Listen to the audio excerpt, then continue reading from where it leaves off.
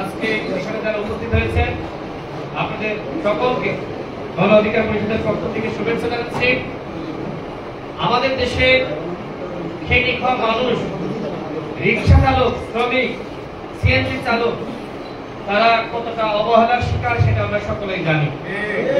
শ্রমিকরা এই অভ্যুত্থানে যেভাবে ভূমিকা রেখেছে, শ্রমিকরা যেভাবে লড়াই করেছে, সেই সম্পর্কে আপনারা সকলেই জানেন।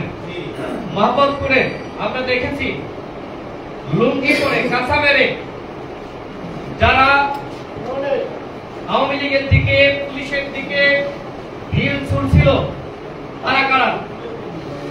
কারা তারা? শ্রমিক। এই গণ অভ্যুত্থানে যদি শ্রমিকরা লড়াই না করতো তাহলে কোনোভাবেই গণ অভ্যুত্থান সফল হতো না। এই গণ অভ্যুত্থানে আপনারা যারা শ্রমিক, আমার সামনে যারা রয়েছেন, তারা গুরুত্বপূর্ণ ভূমিকা রেখেছেন। আপনাদের কারণেই শেখ হাসিনার পতন হয়েছে। আপনাদেরকে গণ অধিকার পরিষদের পক্ষ থেকে আমরা সম্মানিত করতে চাই। আপনাদের প্রতি আমাদের কৃতজ্ঞতা। আপনারা লড়াই করার মাধ্যমে, জীবন দেওয়ার মাধ্যমে আপনারা শেখ হাসিনার পতন নিশ্চিত করেছেন। সংগ্রামী সাথী বন্ধুগণ, আমরা এমন একটি রাষ্ট্র গঠন করতে চাই যেখানে শ্রমিকদের অধিকার থাকবে, মর্যাদা থাকবে, যেখানে কোনো শাহজাহান খান তৈরি হবে না। গতকাল আমরা দেখলাম এই শাহজাহান খান তিনি তেল পেরিয়ে তিনি হাসতেন। তার হাতে একটি ব্যাগ ছিল, কি লেখা? কি লেখা? ম্যাডাম। শেখ হাসিনাকে ম্যাডাম দেখে এখন আর পার পাওয়া যাবে না।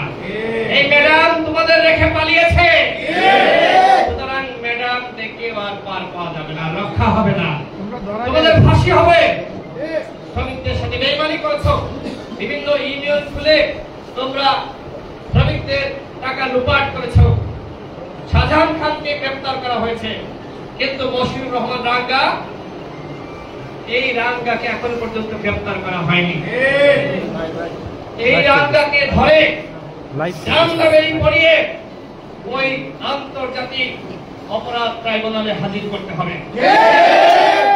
এই রাঙ্গা কোথায়? ওকে ধরতে হবে। যদি পুলিশ না খুঁজে পায় তাহলে বলুক, এই শ্রমিকরা আমার সামনে যারা রয়েছে তারা রাঙ্গাকে ধরে আনবে, তারা রাঙ্গাকে ধরে পুলিশের হাতে তুলে দেবে। এই রাঙ্গা এবং শাহজাহান খান তারা যেভাবে শ্রমিকদের সাথে বেইমানি করেছে, শ্রমিকদের টাকা যেভাবে লুপাট করেছে, ইউনিয়ন খোলার নামে যেভাবে এই শ্রমিকদের ঘামের টাকা তারা পাচার করেছে, এই রাঙ্গা এবং শাহজাহান খান ওদের কোনো মাপ এই বাংলাদেশে হবে না।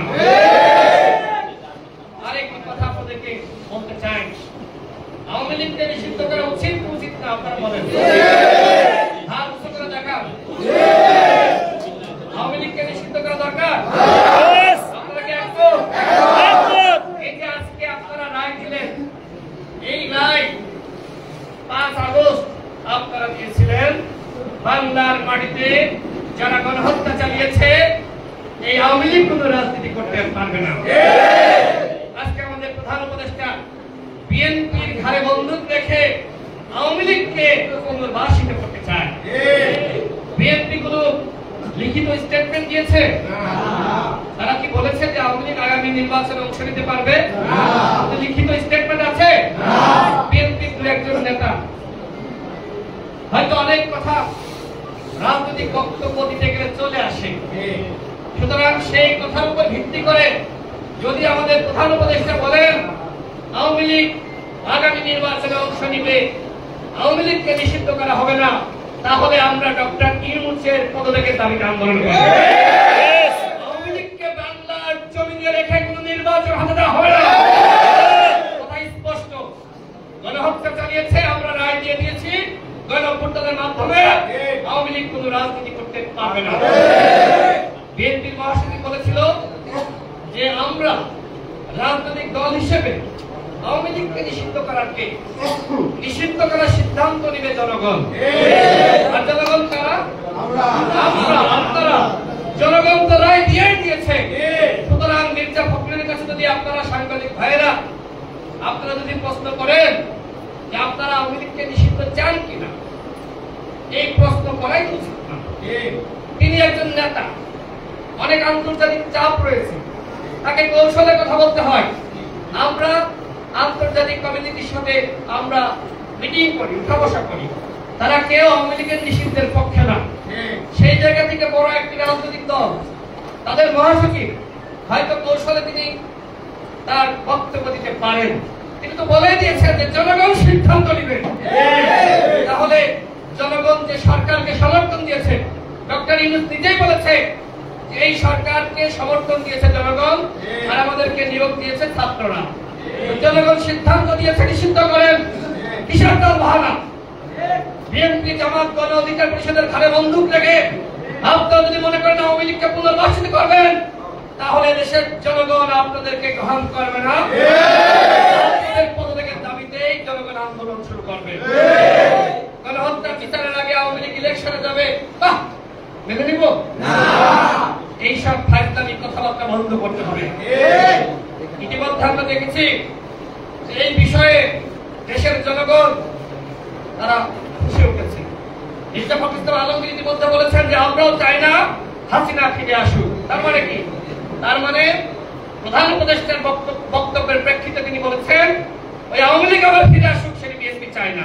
কথাই স্পষ্ট, বাংলাদেশে কেউ আওয়ামী লীগকে চায় না, বাংলাদেশে কেউ আর জাতীয় পার্টিকে চায় না, বাংলাদেশে কেউ আর রাশেদ খান মেনন আর হাসানুল্লাহ ইনু এদেরকে চায় না।